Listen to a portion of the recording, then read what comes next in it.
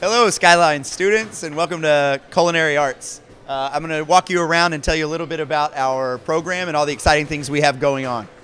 The program's compiled of all 4 years of high school, and by the senior year, you get to run and execute a restaurant that is open to the public and to the teachers for lunch.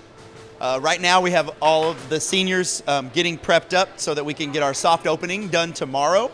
And done next week, and so if you see, we've got a lot of exciting things going on. We've got students who have been working for 4 years to learn a skill set of tasting and cooking and executing food at a restaurant grade level, and knowing the culinary industry trends as well.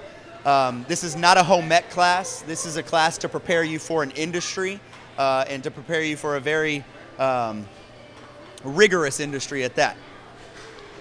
If you come back over here, you can see a little bit more of what the kitchen has to offer. A lot of the baking goes on in this section of the kitchen. And on the other side of that wall is the dining room that we serve the public. We'd love for you to join our program. We'd love for you to learn more about our program. If you take a look at the Skyline website, you'll see us in the cluster programs, and we'd love to hear from you.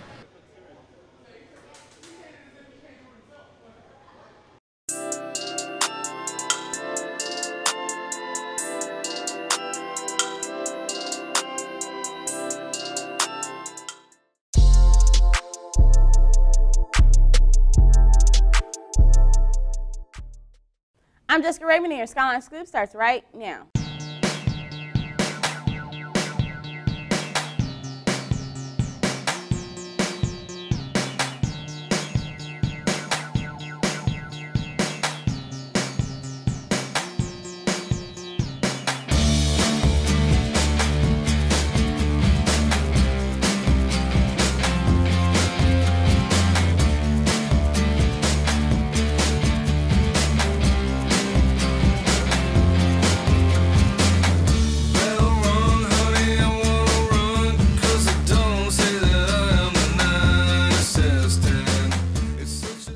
Today is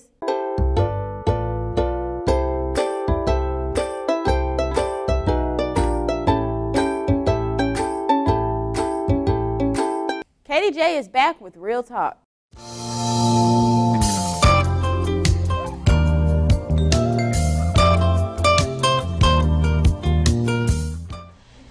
Hey y'all, it's Katie J back with another episode of Real Talk, and today we're going to be talking about the happiness is choice theory and friendship. So let's get right into it. Is happiness a choice? Or in other words, do you think someone can choose to be happy? I personally think that you can choose to be happy, because if you look at the positive side of every situation, then you're choosing not to let that negativity get to you. You can choose whether or not to be happy, just like you can choose whether or not to be miserable. It all depends on how you look at the situation. For example, if you recently lost a loved one, don't focus on the fact that they're gone, focus more on the fact that they're at peace.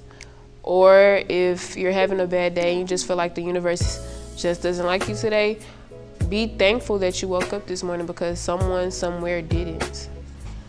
And this is just all a matter of opinion. This is just my opinion. You don't have to agree with me. This is just how I feel. To continue happiness, just for argument's sake, I had this conversation with a friend, and they made a really good point asking who would voluntarily choose to be unhappy. In which it is voluntarily, it's just that you don't know that you're doing it.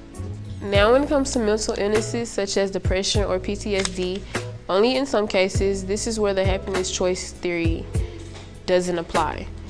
Because people who suffer from these conditions do not have a choice. Sometimes they don't have the freedom of will to do so.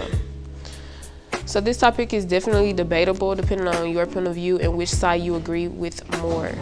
On to friendship, I mainly just want y'all to know that it is okay to not have friends. You don't need friends to survive. It's okay to have a few, but it's not a necessity. Plus, less friends equals less drama, less opinions, less attitudes, and less snakes.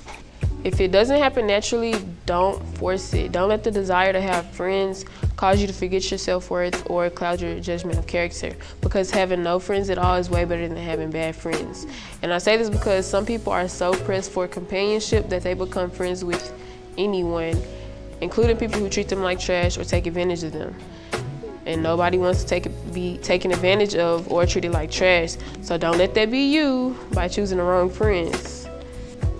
Now, if you're a person that wants to make friends but doesn't know how to, just be yourself, and eventually someone will come along and you'll have a friend. That's all for today, guys. I'm Katie J, and I'll see you next time.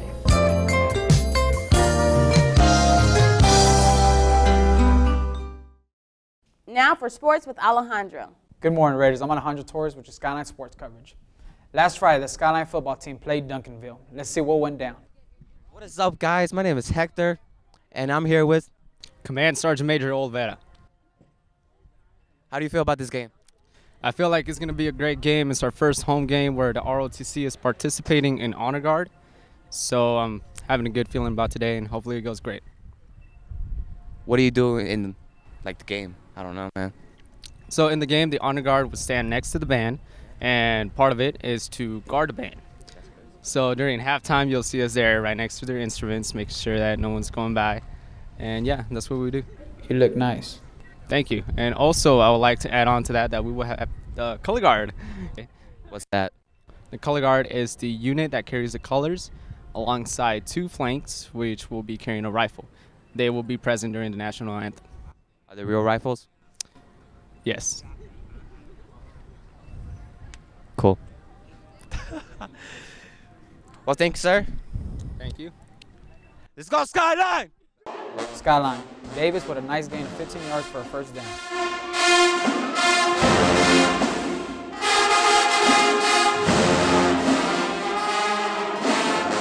Skyline. Gardner throws a 46-yard pass for a touchdown.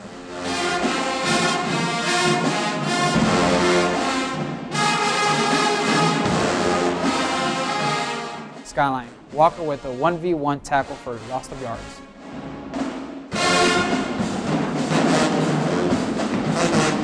Unfortunately, the Skyline team came short. That's all for this week, Raiders. Make sure you go out and support our teams. Let's go, Raiders. Today is the last day of Read Week, where we read for just the fun of it. There will be a free book giveaway all day in the library.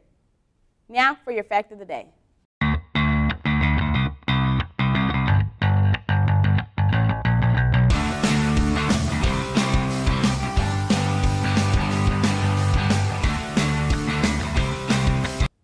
Here's your joke of the day. Joke of the day.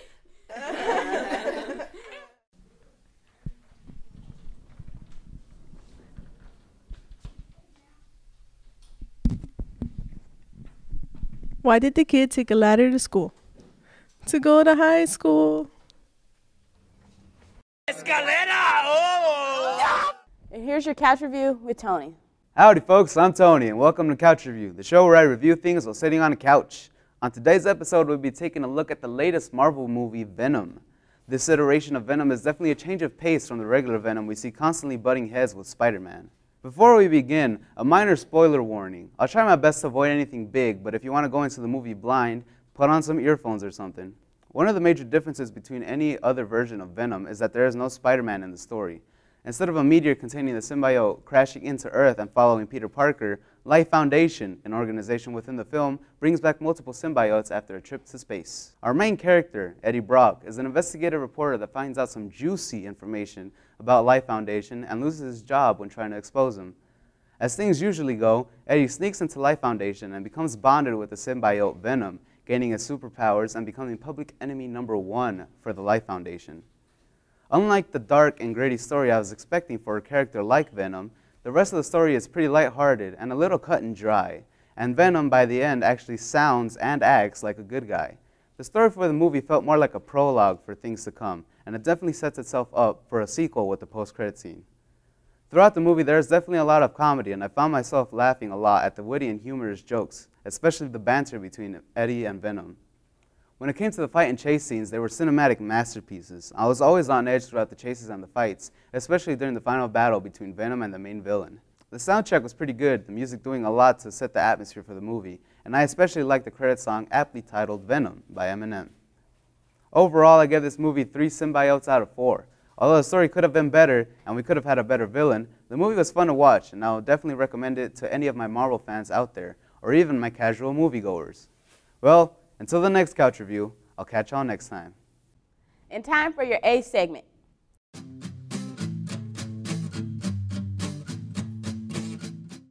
Over 50% of the kitchen fires in the United States are caused by oil, fat, and grease fires. People are busy every day. They go home, they start cooking, and something distracts them. The phone rings, the doorbell, they see something on television, the kids distract them, and the next thing you know, they've got a kitchen that's fully engulfed in fire. The burn cell you're about to see will show just how quickly a kitchen fire can occur and spread fire throughout your house.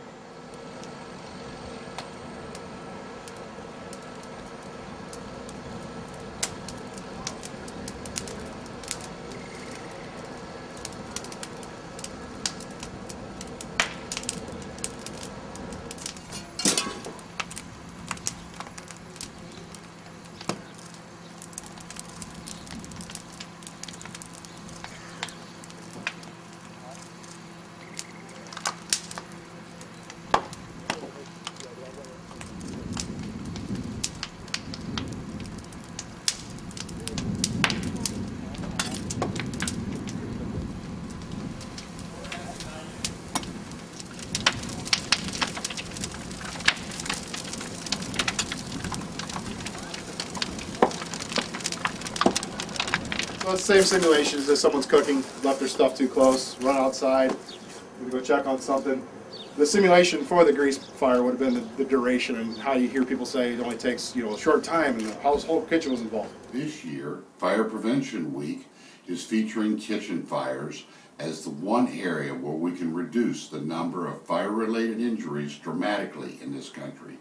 We at Grinnell Mutual Reinsurance Company see far too many of these kitchen fires. Our fire investigators each year investigate many fires where carelessness was the cause. Burners too high, walking away, leaving food unattended, and the next thing you know, the kitchen is fully ablaze. It's time to reduce the number of kitchen fires and fire-related injuries because of this type of activity.